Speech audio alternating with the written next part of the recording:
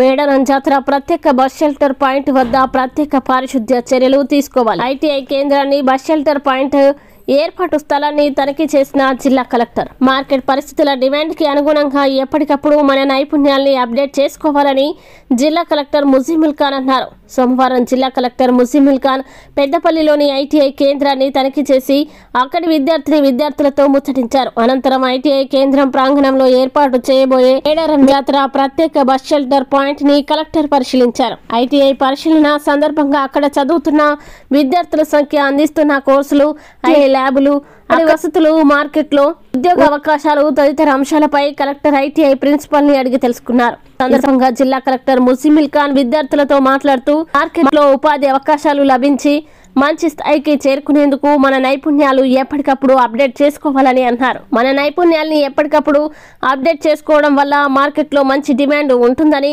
అధిక ఉపాధి అవకాశాలు లభిస్తాయని అన్నారు.